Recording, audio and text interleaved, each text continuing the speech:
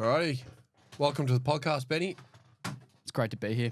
To the Two of a Kind podcast. Hey, I tell you what, I'll play a pair. I'll call us an ace pair. We're pretty good. We should try to. Do you reckon we could actually do that episode that we tried to do where we tried to play poker once? Yeah. I reckon we can pull it off. Or do you reckon it would need to be just poker? What do you mean? Like, as in, go in with the purpose of like paying poker and just documenting us playing rather than trying to play while we were kind of trying to do the I don't poker. know. We tried to do it the other way, and I tell you what, I was way too focused on trying to beat you. As in you tried to do... Yeah, I was way too focused to be like, how can I make sure I win? So, I'll tell you what, I don't think I can... Scheming motherfucker. No, I don't think I can play and have a good conversation at the same time. Really? Yeah, like I can do this now and like try and change my mics and stuff because I know gear like second nature, but trying to actually like play poker and get inside someone's head. And all that sort of shit. I reckon if you have a bigger group, it's easier. But I think you wouldn't have these though. You do it a little bit differently. You reckon? Yeah, the audio would have to be a little scratchier. Little more like Yeah, I like that. nice. Better cover the brand name.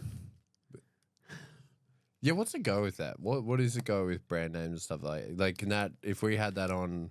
I actually don't know all the. I don't know, bro. I avoid them, but Do you know what? You know what stands out to me in that whole sense, in that comment, is when you see that ad that Coke did, Coca-Cola. No, sorry, that Pepsi did, and it's literally a Coke can. Here's one I prepared earlier. It's literally a Coke can tilted just enough so you can't see the L and the A. But in their Coke can, what they'd created a new brand called Cohola or something, Cohola or Kahuda, whatever it was. And you couldn't see the last part of it. So there was no technically direct correlation to cola. okay.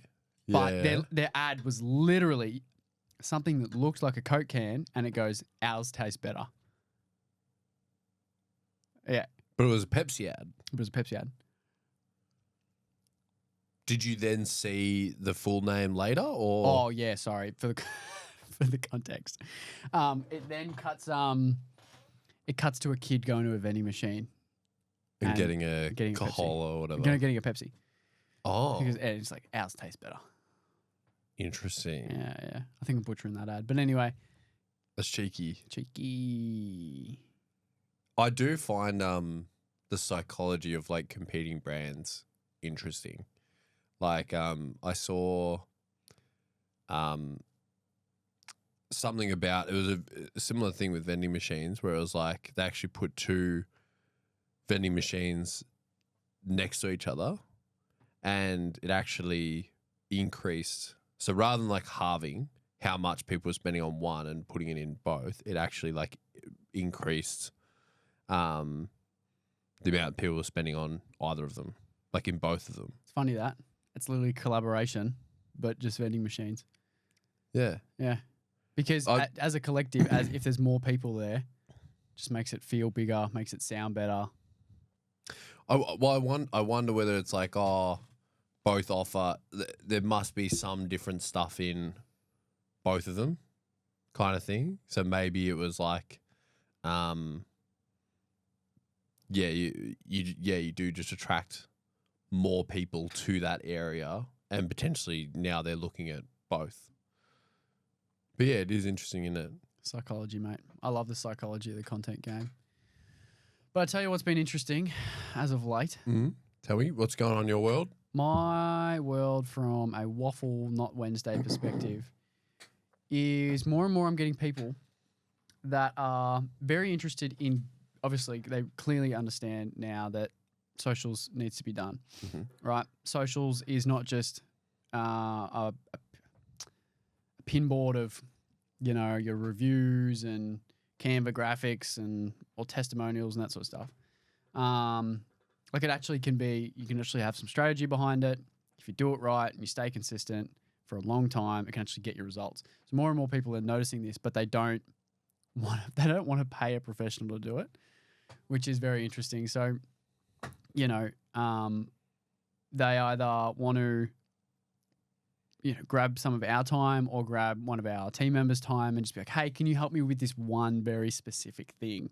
Yeah. Because I believe that that's going to get me the results that I need. I don't need you. I just need this one thing that you can do because you have nearly 8-9 years experience. Just, can you tell me that? And then I'll be fine. Yeah. And it's so interesting because obviously we step back and we were in those very shoes at one point when we thought that in our journey, and we go, oh, that was our one thing. And then you do that one thing. But very quickly, we were able to adapt and test and learn because we have such a range of clients. We have such a range of brands that we manage under our own internal stuff that we can trial, we can adapt very quickly.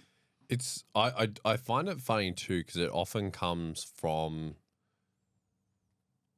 I mean, well, we not necessarily always from these people, but we probably experience it the most from people that run like professional service businesses, right, or online businesses that can be run online as well as in person. That those tend to be the people that think they can do it all on their own, and they are looking for those sort of ways to sort of like shortcut things, kind of thing. Just to, yeah, obviously you want to try and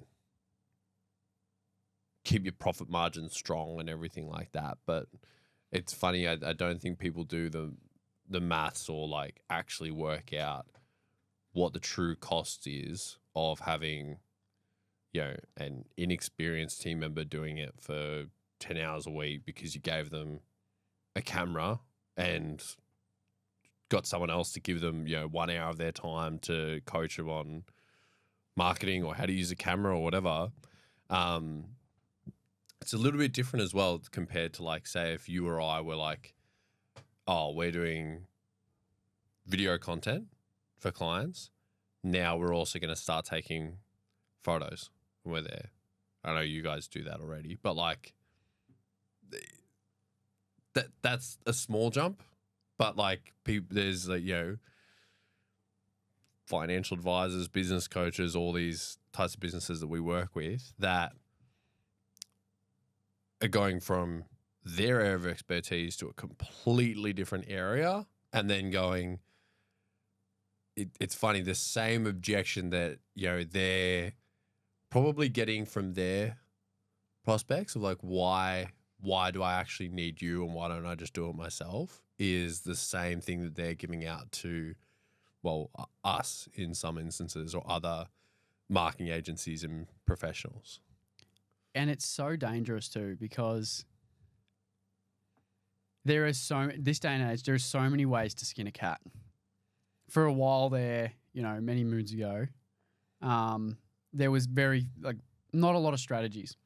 There was, you know, paid advertising with just basic Canva content and any form of presence online, you know, or you could run Google ads or you could do email marketing. And people were playing around with funnels. And they were like, any of those, if you just did them, it would work because they all had sort of like the core fundamental premise of what, you know, basic funnel or any of these things. They all had the same fundamentals behind them. And there wasn't too many strategies, right? So like you could go, oh, I'm just going to do one of these, and you wouldn't get distracted with any of the others because you go, oh, if I'm doing this, I'm not going to muck around with anything else, right? This day and age, there's so many different strategies you can do. Someone says, oh, you need to follow the trends and you need to go and do, you know, the cut transitions on all the major memes at the minute, or you need to go and you need to follow and use all of the major trending sounds, or you need to do value-driven content consistently. Like that's just the one thing that you got to do, or X, Y, Z, right? There's all these different strategies. And for someone coming into the space that's got no experience, right, who's never tried any of these different strategies, it's so dangerous for a business owner to go, oh yeah, I trust them to make a judgment call on what's best with no experience, and not having made any of the mistakes already. Mm. Like, I think that's the biggest thing too. Like, when you engage a third party or you outsource things, they've probably made mistakes. And that's great because they've clearly learned from it. Like, I know we've made plenty of mistakes. We have tried plenty of different things in our own strategies to market ourselves and gain more awareness and things like that. And lots of them don't work. And I'm so glad we do it, because then at least we can try it on ourselves and go, great, that just doesn't work for us. And this client's very similar. It's not going to work for them.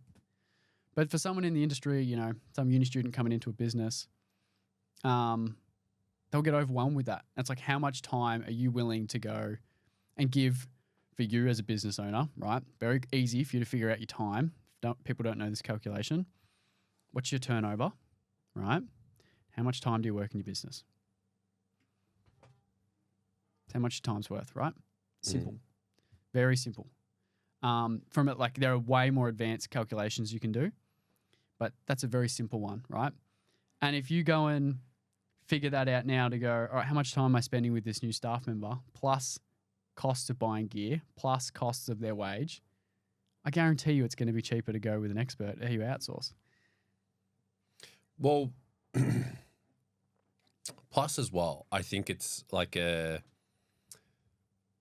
if you're in the weeds doing things like setting up camera gear, film, you know, obviously you still want to be filming the content, but if you've got to be scripting the content, you know, be the only person that's coming up with all of the ideas, if you're doing the posting, if you're writing the captions, if you're, and then there's research and keeping up with everything, right?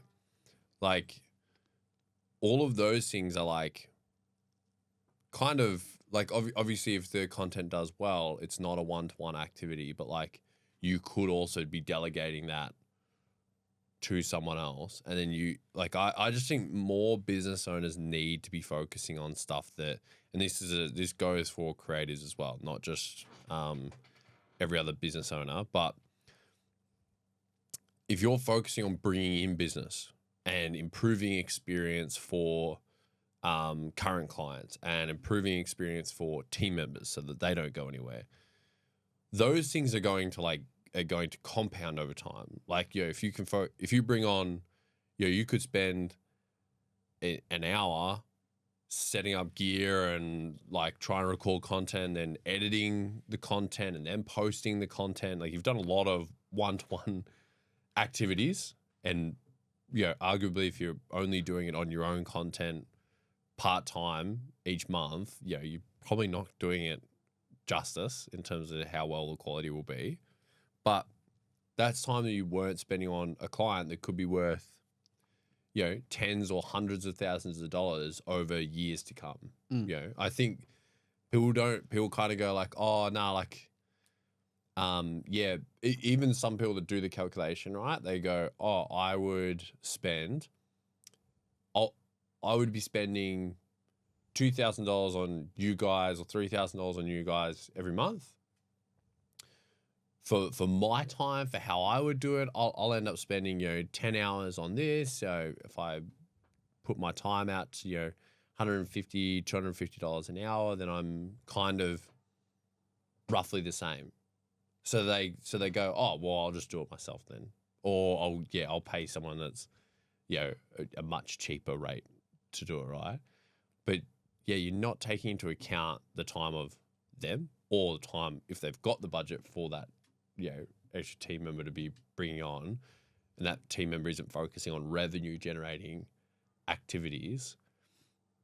It's not just that first sale that you get. It's all the other stuff that you get off building the client base. It's like the referral that could come from that person, the testimonial that then leads to other people being able to find you. It's the ongoing relationship with that person that leads to more business. So I think if people looked at it more in that way, I mean, I see it all the time. I mean, and I'm sure you do too. The people that try to do it on their own, and you can see that they're not really going all in on it, right? Like, they're not just like, they're not hiring an experienced person that is going to be spending 40 hours a week really, really doing it well. They're trying to get a graduate for 10 hours a week or something like that, or, you know, part-time research and watch a few TikToks and try out some stuff on their own. They're in the same place 6 months later and they reach out again looking for tips, and it's like, great, well, you just wasted 6 months. And the other side of it too is if you do go down the route of, you know, hiring internally, naturally that person will grow in their role, grow in their capabilities.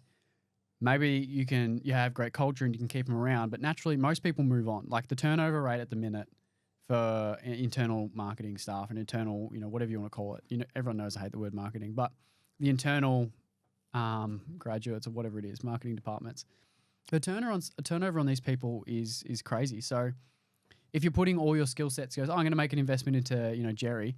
Jerry's going to go learn how to do marketing. First 6 months, we don't expect a return. Cool. Maybe you get 6 months out of him and he walks out the door after 12 months. You're in a way worse position now. We were just talking to a business this morning. It was in that pretty much the exact position. They had someone for 6 months, but there's no process there. There's no, like, other people on the team had to kind of like pick up the slack, and like they kind of know how to do a few things, so they're getting by, but yeah, it's not thriving. Yeah, as soon as that person left, they were kind of really like, shit, we need to figure this out, you know. And now they're looking at outsourcing because it makes sense. I struggle to see where a lot of like small businesses, I mean, where that you can't just go and build out these bigger departments kind of thing, where it makes sense for a business that focuses on financial advice or business coaching or, you know, mortgage broking. Like, build the team around the thing that you're providing, like around the service you're providing. Like I think unless you're actually going to build a team, if you expect one person to come in and be their department, I think that's a really bad way of looking at it. Marketing, there's so much more to it. And you know, from a business perspective, right? There's a lot more accountability going with an external, another company, like a B2B relationship.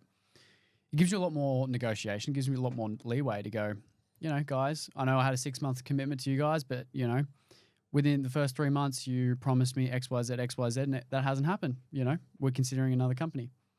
You can have those hard conversations and they will very quickly clean up their act, or they'll say, that's fine, go elsewhere. And unfortunately, it is so much easier to break a relationship like that than it is to break a, you know, employee relationship. It's getting harder and harder these days, as it should be, you know, because, you know, work out there at the minute, there are some horrible employers, but you need to think of it from that aspect too. That you go, give someone a chance for 3 months, they're not the right fit. The next 3 months you can make another decision, rather than going 12-month stint. All right, you go for another 6 months trying to find the person, then you go for another 12-month stint. You've got 12 months there of just opportunity cost or whatever it is. So, and these are all the things that people just don't think about, which I completely get, but you've got it. Yeah. There are a lot of hidden costs. Like you've got the recruiting cost of time and money. You've got the training costs, which you mentioned both of those. You've got the like other costs of like, yeah, in Australia, super and tax that have got to be like taken into account on top of whatever that person's going to be taking home. You've also got this is one that kind of got brought up earlier today, because this new business I was talking to was like, oh, hey, we're already paying for this software, this software, this software, this software. You know, do you need access to those things, or like, you know, how do we need them? Whatever. I was like, delete all of them. I was like, literally, I'll save like before we even start together, I'm going to save you $200 a month on different stuff. And we can do that because it makes sense for like, that's another area where I think, and for creatives listening, you've got to find areas of leverage. And one of those areas of leverage is finding ways to buy things in, bulk or pay for things that are going to service multiple people rather than one. Like my Adobe subscription, my Canva subscription, I don't need to buy a new one for every single client. There's a ton of other ones I won't go into the list of subscriptions we've got, but like, I don't need to buy a ton for every single client. And as well, from like the entrepreneur, right? Because that's a big topic on the pod. The entrepreneur that wants to go inside the business, that doesn't want to take the risk and go out on their own. Because I get it, right? Sometimes that risk and that overarching chase of always needing to find work isn't for everyone. So if you are the entrepreneur that wants to insert yourself inside a business. So if you, just for clarification, if you were, say, that marketing person that is being brought in as that internal, is that what you mentioned? I'm saying like you're a creative, right? You're a creative, but you just don't have the desire to do sales. You don't have the desire to get out there and go and get that work on your own. You just want to be creative, and you want to be in a business, but you also don't want to be penalized for like doing all these great things and generating great outcomes. But you believe you're meant for more, but you also don't want to go down the freelance, right? And you think, oh, well, I've either got to throw my job out and just focus on the freelance career, or I need to work, my 9 to 5 and then do the freelance on the side. We present this other option of the entrepreneur, right? So how can you structure like a basic entrepreneur deal? So, go into a business and, structure a deal and say to them, like, I want to work at, I'm happy to work at the minimum rate to do my hours, and I'm happy to do overtime to generate outcomes. But I want to clearly define with you, like, what do you define as a great outcome, right? So let's say you're working with a mortgage broker, right? Keep it easy. And you go into the mortgage broker business and you go in there and you go, all right, I want to work minimum wage. What I want to do is I want to do all your video content. I want to capture the company culture. I want to help, educate your audience and our audience to be able to generate more leads and prospects. And the mortgage broker goes, great. For us, we want to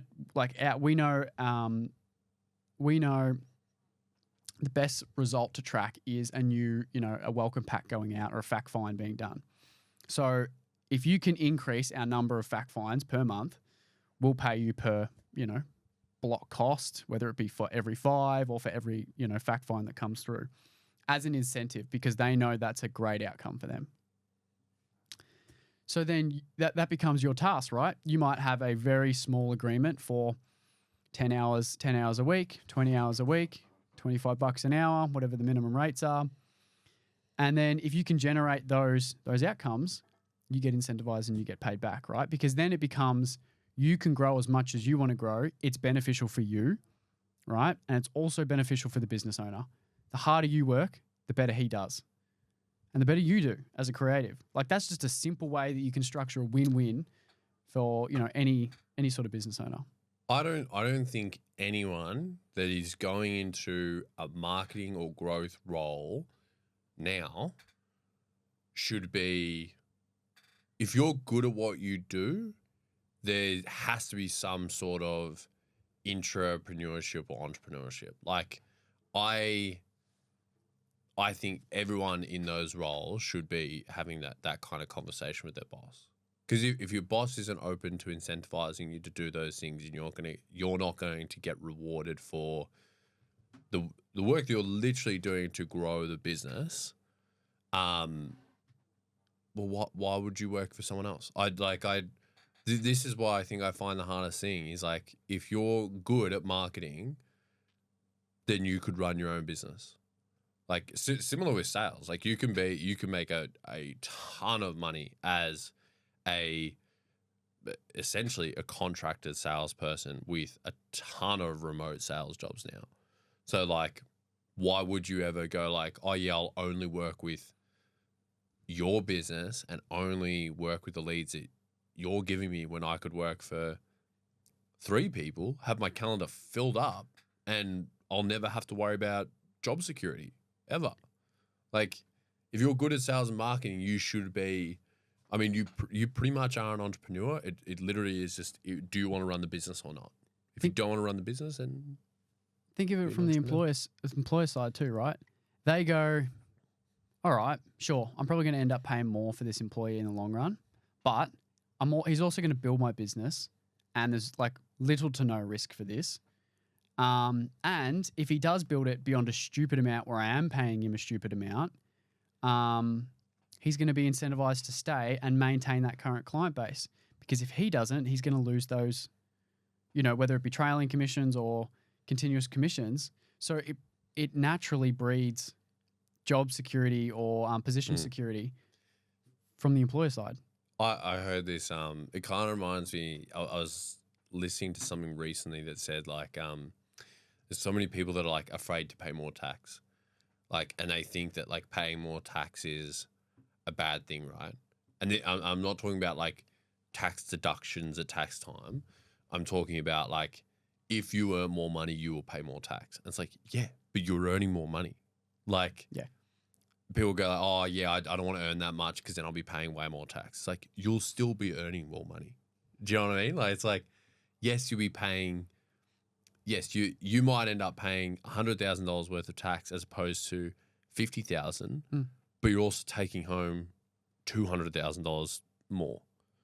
Yeah, math. Don't be a Nazi on the maths with me, but like, but I think that that's a mentality more people need to have with taxes, but also with like team members. Like, if you end up paying someone more, great. You should, because you should be earning more. Yeah. Yeah. I had an uncle. I still have the uncle. I had an uncle that did very well in the building industry, right? Yeah. And in the early days, his profit margins were great.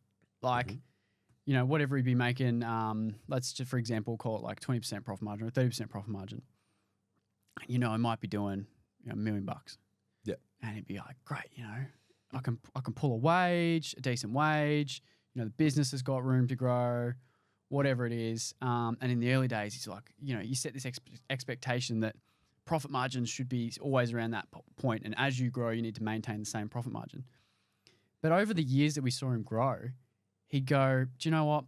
My profit margins have dwindled down to almost, and they're within, like, they're a 1-digit profit margin now. Mm-hmm. But he goes to me, do you know what? I'm making, the business is making way more money than it ever has. Mm. But to your point, he's making way more money, and the profit margins theoretically way smaller from a percentage point. But you're making more money. Well, and as it should be too. Yeah, like, yeah. because as you grow, you actually have to grow. The business has to grow outside of you. Therefore, someone else has to get paid instead of you getting paid your income, right? So like, you've got to, and this is the whole point of what we're talking about. Is like, you should be looking at how you can buy back time. And I think that if you, whatever your business is, you try to hire someone that's going to fill like an entire department worth, you're going to have to work really closely with that person. Let's just disregard marketing for a second. If it was HR and you just go like, yeah, cool, you're going to, without any oversight from me, you're now in charge of employee retention, you're in charge of hiring, you're in charge of firing. Like, that can't be done without you. Imagine rock onto the business and go, where's Ben today? Oh, I fired Ben last week. Why'd you do that? Mm. Oh, no, I'm in charge of HR. We need to do, no conversation. It's like, but that's like, people think they can do that with marketing. Like, oh yeah, I'm just going to hand this off and this person's going to handle it. And then they've just been making noise for 6 months. You're like, what have you been doing? And it's funny too, like, our profession's not a licensed profession. I was actually in an interview for a networking group the other day, and they asked me that question: is your profession a licensed profession? No, it's not a licensed profession. And it got me thinking about licensed professions, right? That they are. I think it's fantastic that they're protected in that sense, like plumbers and sparkies and doctors and like you've got to have a license to practice. You've got to have a license to sign off things, and it really does separate you from the rest to a degree, because there is an amount of struggle that you have to go to get that license to be able to charge and do the job. Yep. And everyone knows the pain, right? And that's what builds the value. But there is no license in the creative game. And again, why I hate the word marketing is anyone that can generate some views believe they all of a sudden have this license in the creative industry to go, oh no, I know what I'm doing because I can generate 1 million views. It's like, fantastic. Can you do it for, Bob and Jerry over there? Can you do it for, Shane over here? And can you actually track the attention to, his or their endpoint? Yep. And yeah, I think it's a hard thing in our game, especially I feel for business owners that go to outsource these things. And the other word I hate, agency, right?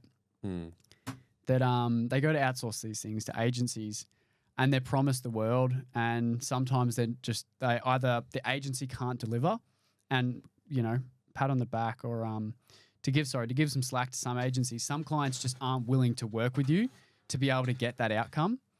But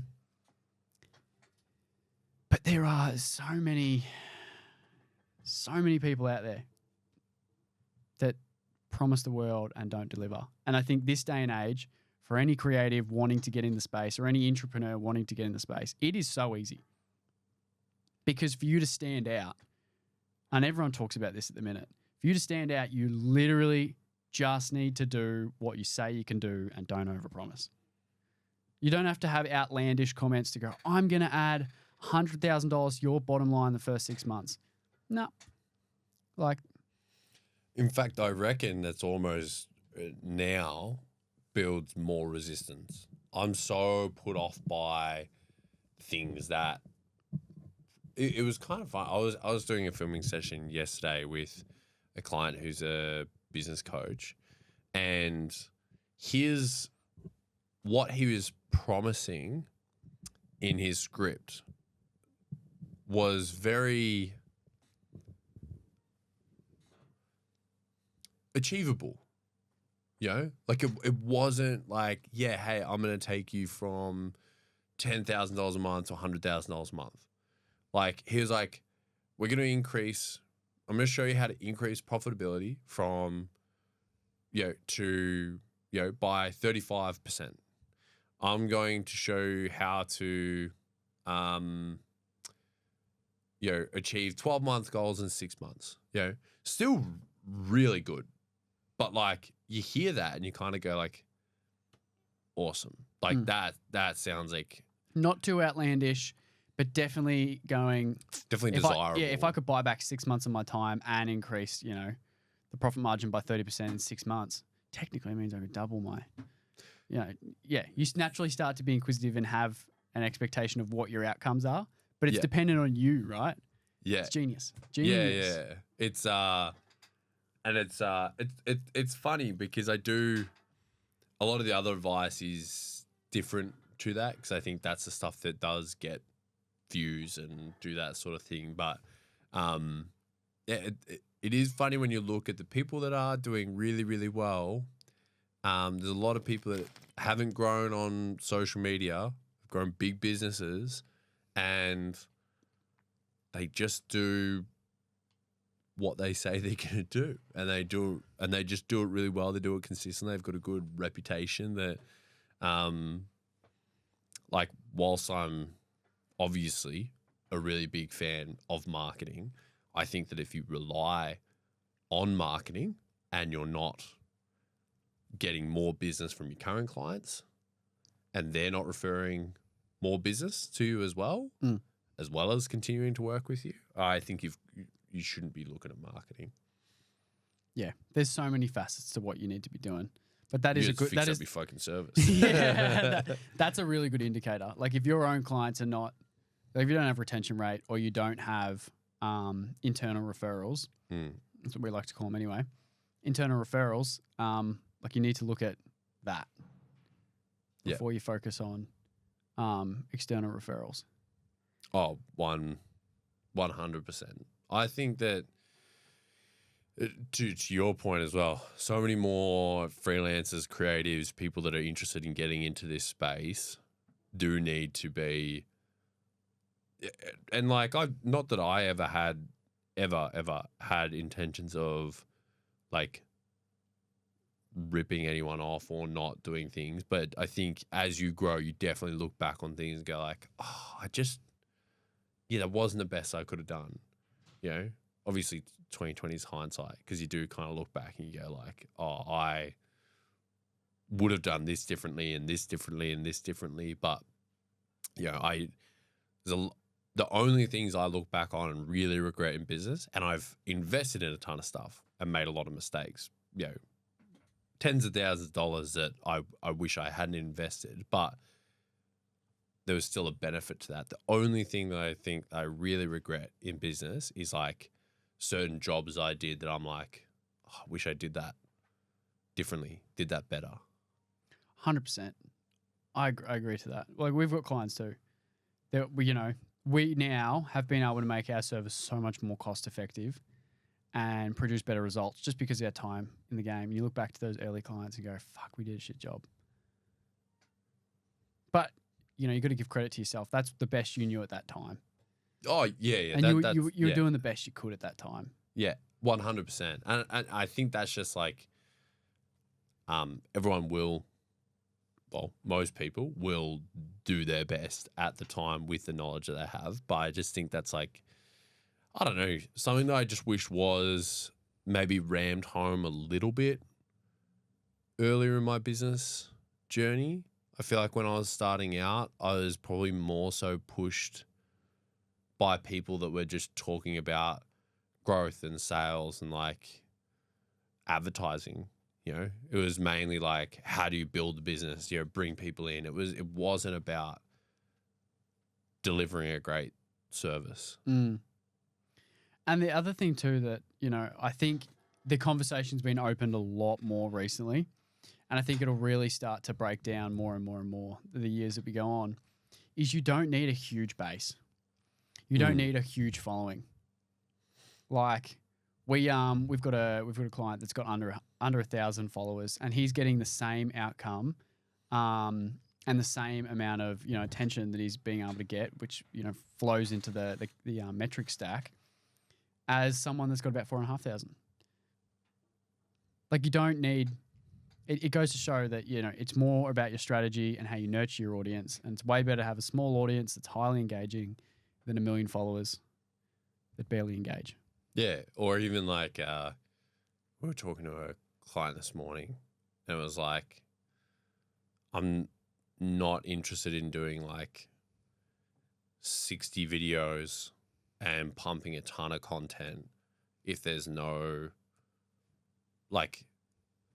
plan behind it of how you actually turn those followers into clients. Like if you don't have some sort of funnel or pathway for them to go to, if you don't have if you can't do sales and you're just spending a ton of money on marketing, hoping that that's going to fix the issue. No. I know for us in our metric stack, is nothing grandiose. And I'll explain it because this is how simple it needs to be.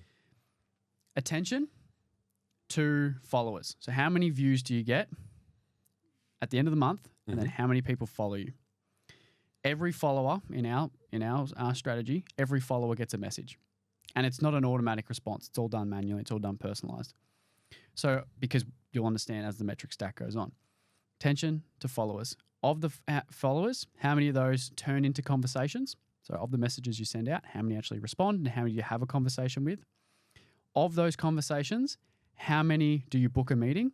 Of the meetings that you book, how many people actually show up? Because there's naturally that issue. Of the meetings that you have, how many do you send out the welcome pack, or how many do you get to the next endpoint? And then very, very quickly, you have a very good grasp across the entire journey from someone consuming your content to them getting to your endpoint. And naturally in our metric stack, we go, great, we've got no issue getting attention. We've got no issue getting people followers. We've got no issue making the conversations, but none of the conversations are getting to meetings. And then we can go, great, let's have a look at how the conversations are being had. Yep. Oh, great. Why are those questions being asked? Or like, you're just having conversations with people. You're not trying to progress it fast enough to the booked meeting. So we give them a better structure there. Or great, you've got all these people booking into your meetings, but no one is showing up to your calls. What pre-call sequence do you have in place? Yep. Great, let's put in a pre-call sequence, right? So very quickly allows you to identify where the problem is. That's as simple as it needs to be. And that's not like, go and make an Excel spreadsheet, make some calculations, and you're off to the races. Or comment below and get the You know, it is a good point, because I do think like to what you said earlier, like if you're an agency, usually your first thought is like, all right, how are we tracking if this is going well, right? I think people bring in team members when they don't know much about everything going on. They don't think like that. They kind of just go like, I just want to like bring someone in, do it cheaply, and like kind of like just forget about it. I just don't want to be like dealing with social media anymore. But it should be the same. Like, it should be the same regardless. And two, I suppose the point for creatives, that's a great way to actually go in and figure out what that specific funnel is going to be for the business that you're going to come in and try to grow. You might be in a paid advertising role. You might be in a BDM role where you're like more so like going to networking events and like catching up with people in person. But yeah, figure out your metrics. Figure out how you can actually go to your boss and go like, hey, I'm going to get you this end result. This is how I'm going to do it. Here's how you can keep me accountable. Like, here's the transparency. It protects them. It protects you. Yeah, like 100%. It protects everyone, because naturally, if you don't have the experience in these sort of things, and you say to a business, "Oh, I'm going to drive you all these results," how do you know what results you're driving them?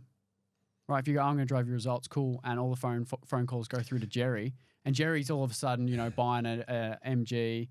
A G-Wagon and driving around. He's like, I just don't think it's you, buddy. I just don't think all your efforts that you're doing is producing my G-Wagon. Yeah. So that, you need transparency to protect the creative or protect you in the BDM role. And the business owner needs that from their aspect to hold you accountable. And I think that it helps make sure that you get the right incentive in place. Because for instance, my partner, she's in a quality control role at the business she's at. And one of the incentives that they've got for the business is like the least amount of reports that she puts through.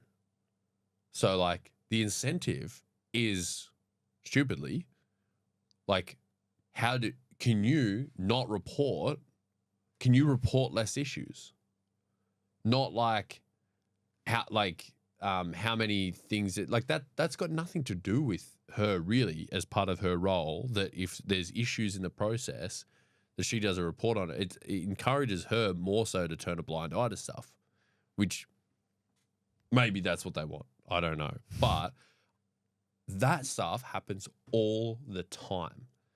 So it sounds obvious when you bring up an example like that, but I tell you what, it is so important to have very, very clear, measurable things that you're tracking, because part of that as well is if you're like, hey, I'm going to do all of these things to get this result for you, but then the business gets to a point, the business owner goes like, hey, I don't want you to do anything. We don't want to grow anymore. I don't want you to do those things. It's like, cool. Well, your incentive structure just went out the window and no fault of your own, right? Maybe you were like just this far off, like hitting the incentive. So like, again, how do you?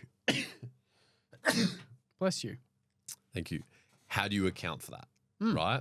So I mean, it's a lot of terms. You got to figure it out, but like, This is what you're playing in, right? Like, you want to be the creative that does more than just capture content. And naturally, like, this is where the this social media space is moving. I think gone are the days you can just be a social media manager and just post stuff.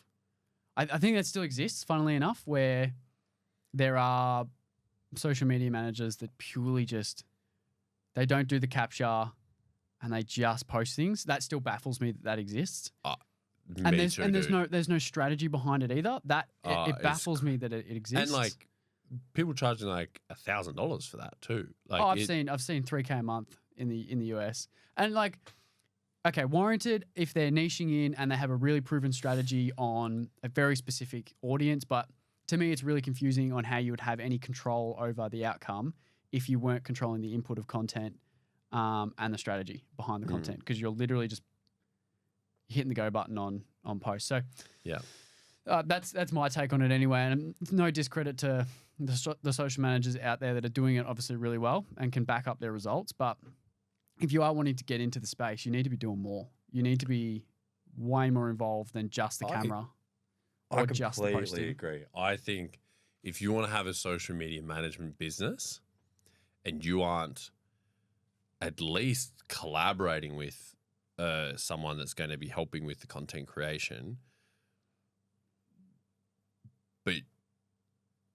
and you're thinking that all you're going to do is like schedule stuff in and reply to the engagement, and like I see all these people that sell other people on becoming social media managers, and they say what their packages are, and it'll be like, you know, two image posts a week, you know, schedule through this platform, and things are like a bad practices and ways of doing things. And they're like, yeah, you'll be able to charge $2,000 a month for that. And it's just like, it just hurts the overall industry. I mean, yeah, it's funny, like, you know, the whole SMMA business was massive like 2-3 years ago.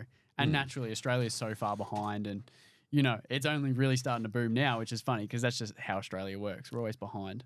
Yeah. But people like the major players have moved out of the model and moved into the AI startup space and the tech startup space, because they've moved on to the next thing and naturally will progress in the next couple of years. Yeah. But I think there is still such a space for it for people that are worried, because everyone is going to be in that AI space where they're like, I'm not paying the person. I'm going to use Ventra AI. I'm going to use all these AI tools to manage all my socials. I just have to talk to it and it'll do all my posts for me. Sure. Like, it'll be so accessible. Everyone will be doing it and you won't stand out. And it'll look crap. So the person and the creative that can get the reps in now and can learn to look at someone in the eye over the top of a camera and not just look through a viewfinder, or the person that can understand, you know, how to build relationships, how to make people feel comfortable, how to pull the best information out of people, and then actually use your technical ability, process the content, publish the content, write the captions. Don't use AI, because again, you'll just sound like everyone else. You'll stand out. And you know what? The other thing is, I think hardly anyone takes this into account. The platform wants more people on the platform for longer. So why? Like, it's going to figure out whether or not you're using another tool that's not connected to the that's not actually on their platform to post for you. It's going to notice if you're using bots or, you know, whatever to engage on your behalf and you don't have to do anything. It will the platforms are never going to make it so that like it will be so done for you and allow you to run your socials where you don't have to jump on. It is that is how they make money. For people that don't understand, right? I'm baffled that people don't understand this still. If something is ever given away for free, usually, I'm not saying all the time, if something is given away for free, you are usually the product. So in the case of social media, It's been given to us for free. You don't get charged to go on it, because they sell your attention as they sell your attention like a billboard to companies for ad space. Mm. That's been the model for years. That's why there's so many platforms and they are massive growing businesses because you are the product. Mm. So to your point that you've just said, they're going to do everything they can to protect their viewership base. It is a simple thing when you truly understand it. And if you don't believe me, like platforms like X and even Meta now that are charging you just to be verified, because now we know over some pretty big events happening over the last few years that it's come to light that there are a lot of bots on these platforms. Mm. So the only way to combat against that is to charge per verified user, because then now it naturally becomes way too expensive for all these bot farms who have got 100,000 accounts to go pay $15 per bot per month, because they want to protect the fact that there are humans consuming their content or consuming on the platform. Do you think it'll get to the point where I think the way they've set it up is so bad, but do you think they'll eventually get to the point where everyone will need to be paying for I think so. verification? I think that's the way it's moving, and it's an interesting tactic. The only way to go about that doesn't require payment is you have to create a bulletproof metric. Sorry, not metric. A bulletproof way to measure that someone's a human. There are tests that are out there. I think naturally, and this is a much larger topic where some people might put a tinfoil hat on, but I think it'll get linked to all of like your digital IDs and stuff like that. Unfortunately, I think it will go that way. So like there will be no privacy, which is unfortunate, because I know that some people like to use their social media in a way where it's not connected to their personal name. No, for me, like I like to build my brand. I like to build my name, Ben Cook, and I connect my social accounts to my name. But there are streamers out there, there are personalities out there that use a stage name, or they want to protect their families, or they want to protect their personal life, so they do it in that way. And unfortunately, I think there will be a time that'll come by where the platforms won't be able to charge everyone to say you need to be paying $15 a month to be a user on our platform. So they'll have to go the route of proving you're a human, and I think it'll be done through things like digital IDs, which will destroy that privacy barrier a little bit. But it is a necessary step, because how else do you combat against mass bot farms and all that sort of stuff that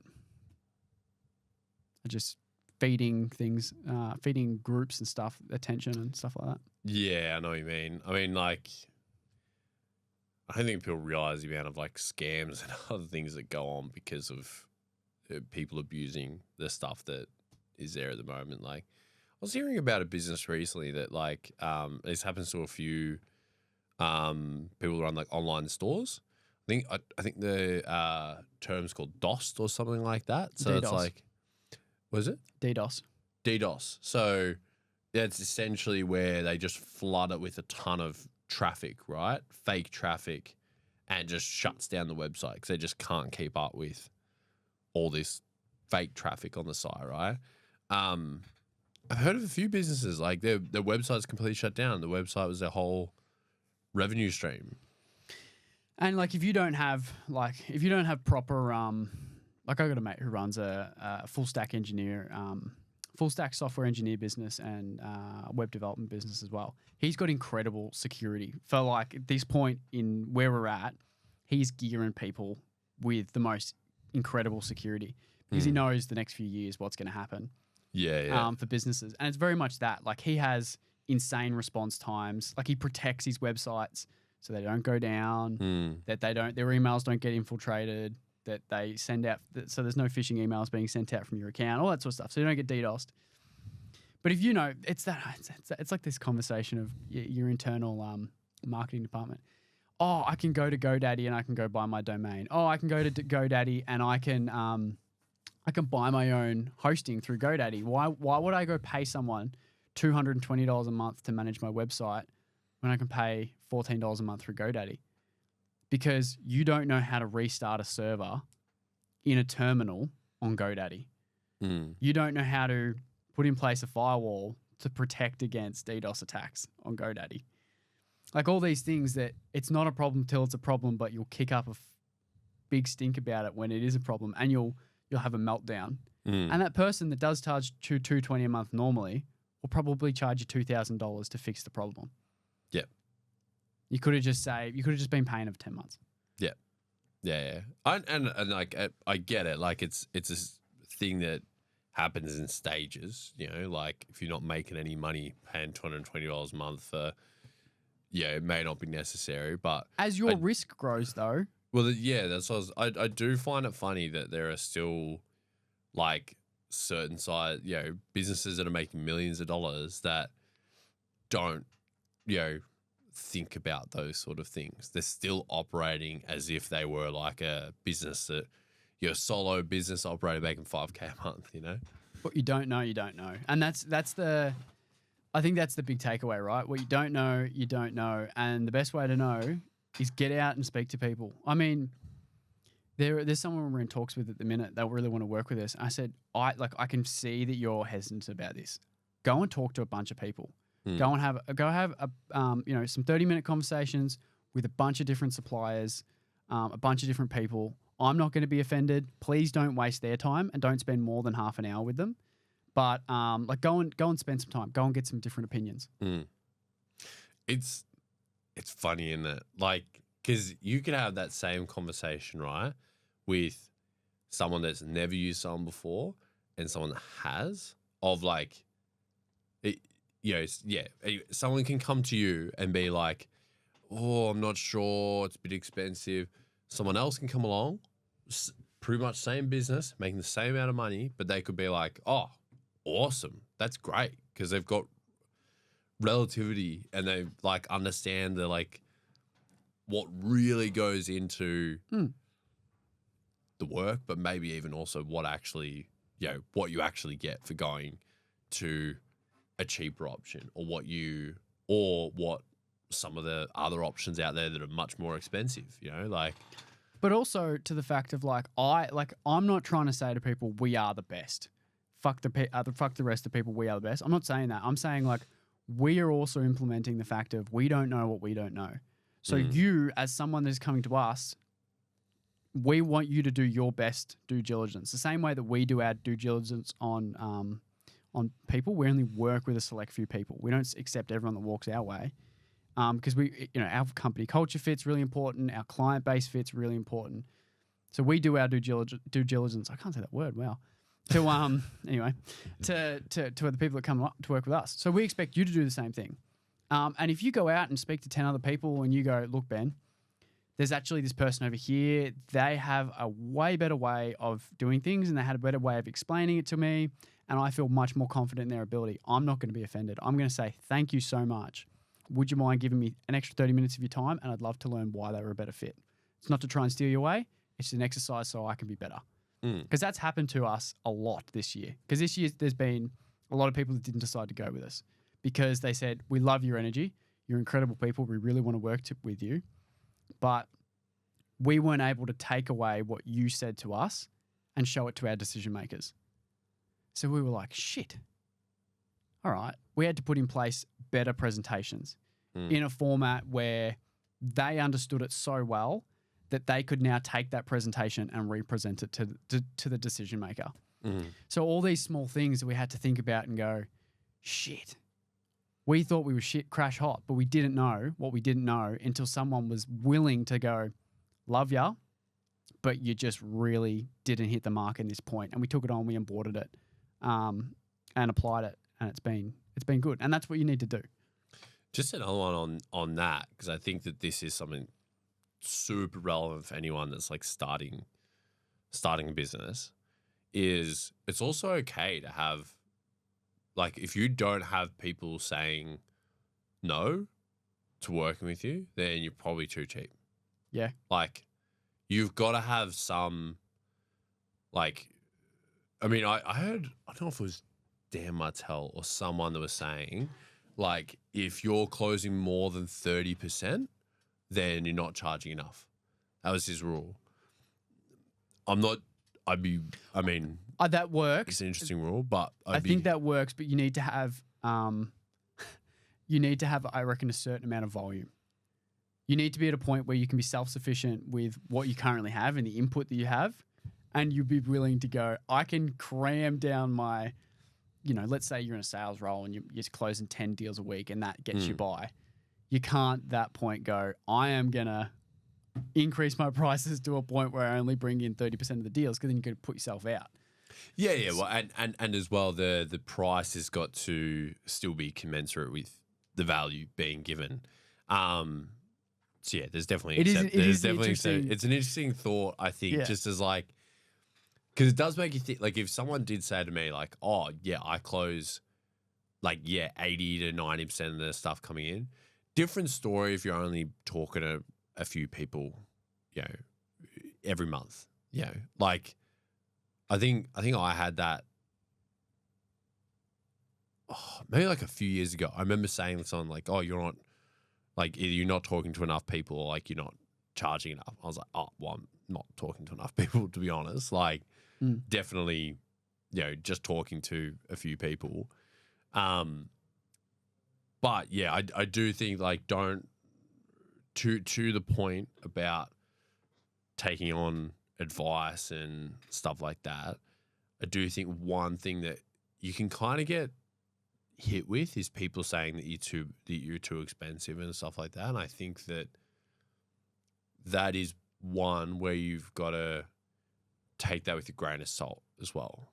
Because to what we just said a few minutes ago, like what's expensive to one person is cheap to another. So you just got to figure out who you really are trying to work. All right, do I need to increase or decrease my prices? That's something to just be.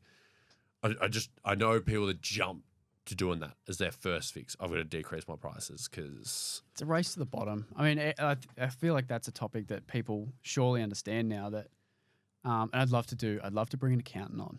I was thinking this the other day. I'd love to bring an accountant on and do like a proper episode in regards to pricing and how to structure things. But people understand now. Like if you discount, and that's your model to win work, naturally you're going to get to a day where you are charging nothing for your time. It's a race to the bottom. 100%. All right. Next episode, we're about to find an accountant, I reckon. Done. Two of a kind. with a trips. We miss you, Eric. Makes a full house. Alrighty. Like and subscribe. And Eric, if you're still here at this point, I just want you to know we appreciate you. All right. So I appreciate you sticking around this entire length of the episode. What did you have for breakfast? And what did you have for dinner? And then the next morning. All right. Thanks, guys, for watching.